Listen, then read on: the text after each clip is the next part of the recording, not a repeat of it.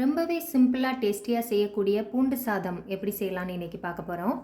Hi friends, welcome to 90s Jana channel. என்னோடய சேனலை first time பார்க்குறவங்க சப்ஸ்கிரைப் பண்ணிவிட்டு பக்கத்தில் இருக்கிற பெல் பட்டன் அழுத்திக்கோங்க. பூண்டு சாதம் செய்கிறதுக்கு ஒரு மிக்சி ஜாரில் ஒரு 6 பெரிய பல் பூண்டு சேர்த்துருக்கேன். ஒரு சின்ன தக்காளி, நல்ல பழுத்த தக்காளியாக வாஷ் பண்ணிட்டு கட் பண்ணி சேர்த்துக்கலாம். இப்போ இதை ரெண்டையும் இந்த மாதிரி அரைச்சி எடுத்து வச்சுக்கலாம். ரொம்ப மையாக அரைக்காமல், ரொம்ப அப்படியேவும் இருக்காமல் இந்த மாதிரி அரைச்சி எடுத்து வச்சுக்கலாம். ஒயிட் ரைஸ் நான் இப்போ தான் வேக வச்சு எடுத்து வச்சுருக்கிறேன். இந்த மாதிரி உதிரி உதிரியாக எடுத்து வச்சுக்கலாம். சாதம் சூடாக இருக்கணும்னு அவசியம் இல்லை, காலையில் வச்ச சாதத்தில் கூட செஞ்சுக்கலாம். இப்போ அடுப்பில் ஒரு பேன் வச்சுட்டு ஒரு 2 ஸ்பூன் அளவு எண்ணெய் சேர்த்துக்கலாம். நான் இன்றைக்கி நல்லெண்ணெய் சேர்த்துருக்கேன். எண்ணெய் சூடானதும் அதில் 1 ஸ்பூன் அளவு கடலைப்பருப்பு சேர்த்துக்கலாம். ஒரு 3/4 ஸ்பூன் அளவு கடுகு சேர்த்துக்கலாம். ஒரு அரை ஸ்பூன் அளவு உளுந்தம்பருப்பு சேர்த்துக்கலாம். கடுகு கொஞ்சம் வெடிக்க ஆரம்பித்ததும் 1 ஸ்பூன் அளவு நிலக்கடலை சேர்த்துக்கலாம். நிலக்கடலை பிடிக்கும்னா இன்னும் அதிகமாகவும் சேர்த்துக்கலாம். இப்போ இதில் 2 காஞ்ச மிளகாய் கிள்ளி வச்சுருக்கேன், அதை சேர்த்துக்கலாம். 2 கொத்து கருவேப்பிலை சேர்த்துக்கலாம். இப்போ இதில் தேவையான அளவு பூண்டு சேர்த்துக்கலாம். நான் இன்றைக்கி ஒரு 20 பெரிய பல் பூண்டு எடுத்து அதை இந்த மாதிரி கொஞ்சம் சின்ன சின்னதாக கட் பண்ணி வச்சுருக்கேன், அதை சேர்த்துக்கலாம். பூண்டு நீங்கள் தேவைக்கேற்ப சேர்த்துக்கோங்க. இப்போ இதை எல்லாத்தையும் நல்லா வதக்கிக்கலாம். பூண்டு கொஞ்சம் நல்லா வதங்கி வரட்டும். ஒரு 2 நிமிஷம் இதை நல்லா வதக்கிக்கலாம். மீடியம் ஃப்ளேமில் வச்சே வதக்கிக்கலாம். ஒரு 2 நிமிஷம் மீடியம் ஃப்ளேமில் வச்சு பூண்டை வதக்குனதுக்கப்புறமா நாம் அரைச்சி எடுத்து வச்சுருக்கிற பூண்டு, தக்காளி அதை சேர்த்துக்கலாம். இதை சேர்த்துட்டு ஒரு நிமிஷத்துக்கு நல்லா வதக்கிக்கலாம். பூண்டு நீங்கள் இந்த மாதிரி முழுசாக சேர்க்குறதுக்கோ இல்லை மிக்சி ஜாரில் அரைச்சி சேர்க்குறதுக்கோ விருப்பம் இல்லைன்னா நீங்கள் ஒரு உரலில் நல்லா தட்டிட்டு கூட சேர்த்துக்கலாம்.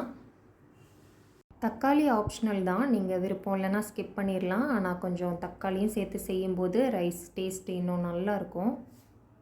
இப்போ இதில் தேவையான அளவு ஒரு 1/4 ஸ்பூன் அளவு கல் உப்பு நான் சேர்த்துருக்கேன். நாம் ஒயிட் ரைஸ்லேயும் ஏற்கனவே உப்பு சேர்த்துருப்போம், அதுக்கேற்ற மாதிரி பார்த்துட்டு சேர்த்துக்கோங்க உப்பு. நான் ஒரு 2 பேர் நல்லா சாப்பிட்ற அளவு சாதம் ரெடி பண்ணுறேன். அரைச்ச பூண்டு, தக்காளி வதக்குனதுக்கப்புறமா நாம் தேவையான மசாலாஸ் ஆட் பண்ணிக்கலாம். இப்போது 1/4 ஸ்பூன் அளவு மஞ்சள் தூள், 1 ஸ்பூன் அளவு காஷ்மீரி மிளகாய் தூள். காரத்துக்கு நாம் 2 காஞ்ச மிளகாய் சேர்த்துருக்கோம். காஷ்மீரி மிளகாய் தூள் கலருக்காக தான் சேர்த்துருக்கோம், வேண்டான்னா ஸ்கிப் பண்ணிடலாம். ஆனால் இது சேர்க்கும்போது பார்க்கும்போதே அப்படி சாப்பிடணுன்னு ஆசையாக இருக்கும், அந்தளவு சூப்பராக இருக்கும். ஒரு 1/4 ஸ்பூன் அளவு சீரகத்தூள் சேர்த்துக்கலாம். ஒரு 1/4 ஸ்பூன் அளவு மல்லித்தூள் சேர்த்துக்கலாம். ஒரு 1/4 ஸ்பூனுக்கும் கொஞ்சம் கம்மியாக மிளகுத்தூள் சேர்த்துக்கலாம்.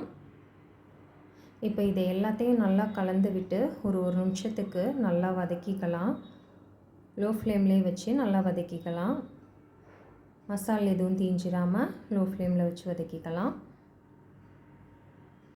இப்போ நமக்கு மசால் பச்சை வாசனையும் போகணும், பூண்டு கொஞ்சம் வெந்து வரணும்.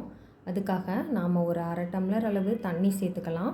ரொம்ப பெரிய டம்ளரில் சேர்த்துறாதீங்க, ஒரு மீடியம் சைஸ் டம்ளரில் ஒரு 1/2 டம்ளர் அளவு தண்ணி சேர்த்துக்கலாம். சேர்த்து எல்லாத்தையும் நல்லா கலந்து விட்டுட்டு ஒரு 2 நிமிஷத்துக்கு லோ ஃப்ளேமில் வச்சு ஒரு மூடி போட்டு நல்லா வேக வச்சிடலாம். ஒரு 2 நிமிஷத்துக்கு அப்புறம் பார்த்திங்கன்னா நல்லா பூண்டு எல்லாம் நல்லா வெந்து தண்ணி நல்லா வற்றி வந்திருக்கும். பூண்டு வெந்துருச்சான்னு செக் பண்ணிக்கோங்க. கொஞ்சம் தண்ணியாக இருந்ததுன்னா தண்ணியை கொஞ்சம் வற்ற வச்சுக்கலாம். இந்தளவு தண்ணி இல்லாமல் பூண்டு நல்லா வதங்கி வெந்து வந்ததுக்கு அப்புறமா நாம் எடுத்து வச்சுருக்கிற ஒயிட் ரைஸை உள்ளே சேர்த்துக்கலாம். ஒயிட் ரைஸ் சேர்த்துட்டு எல்லாத்தையும் நல்லா கலந்து விட்டுடலாம். அங்கங்கே ஒயிட் ரைஸ் தெரியாமல் எல்லாம் நல்லா மிக்ஸ் ஆகிற அளவு நல்லா கலந்து விட்டுடலாம். சில நேரங்களில் நமக்கு ஏதாவது டிஃப்ரெண்ட்டாக டேஸ்ட்டாக சாப்பிடணுன்னு ரொம்ப ஆசையாக இருக்கும். அந்த மாதிரி டயத்தில் இந்த பூண்டு சாதம் டக்குன்னு ஈஸியாக டேஸ்ட்டாக செஞ்சு சாப்பிடலாம். இது ஒரு சூப்பரான லன்ச் பாக்ஸ் ரெசிபியும் கூட. நான் சொன்ன இந்த மெத்தடில் செஞ்சு பாருங்கள், உங்களுக்கு கண்டிப்பாக இந்த மாதிரி சூப்பரான பூண்டு சாதம் ரெடி ஆயிரும். இந்த மாதிரி பூண்டு சாதம் ஒரு வாட்டி வீட்டில் செஞ்சு பாருங்கள், கண்டிப்பாக எல்லோரும் திரும்ப திரும்ப கேட்பாங்க இந்த மாதிரி செஞ்சு தர சொல்லி. ஒயிட் ரைஸ் அங்கங்கே தெரியாமல் எல்லா பக்கமும் நல்லா ஈக்குவலாக கலந்து விட்டதுக்கப்புறமா அடுப்பை ஆஃப் பண்ணிக்கலாம். இப்போ இதில் 1 ஸ்பூன் அளவு நெய் சேர்த்துக்கலாம். நெய் பிடிக்காதவங்க ஸ்கிப் பண்ணிடலாம். இப்போ இதில் நறுக்கிய கொத்தமல்லி இலைகளும் கொஞ்சமாக கருவேப்பிலை இலைகளையும் சேர்த்துக்கலாம். சேர்த்துட்டு எல்லாத்தையும் நல்லா கலந்து விட்டுடலாம். இப்போ பாருங்கள், ரொம்பவே டேஸ்டான பூண்டு சாதம் ரெடி ஆயிடுச்சு. கண்டிப்பாக எல்லோரும் ட்ரை பண்ணி பாருங்கள். ட்ரை பண்ணி பார்த்துட்டு எப்படி இருக்குன்னு சொல்லி எனக்கு கமெண்ட் பண்ணுங்கள். இந்த வீடியோ உங்களுக்கு பிடிச்சிருக்குன்னா லைக் பண்ணுங்கள், ஃப்ரெண்ட்ஸ் அண்ட் ஃபேமிலிக்கு ஷேர் பண்ணுங்கள். இந்த பூண்டு சாதத்தோட பீன்ஸ் கேரட் பொரியல், உருளைக்கிழங்கு வறுவல் செஞ்சுருக்கேன். அதோட லிங்க் டிஸ்கிரிப்ஷனில் கொடுக்குறேன். தேவைப்படுறவங்க செக் பண்ணி பாருங்கள். என்னோடய சேனலை சப்ஸ்கிரைப் பண்ணாதவங்க சப்ஸ்கிரைப் பண்ண மறந்துடாதீங்க. தேங்க்ஸ் ஃபார் வாட்சிங்.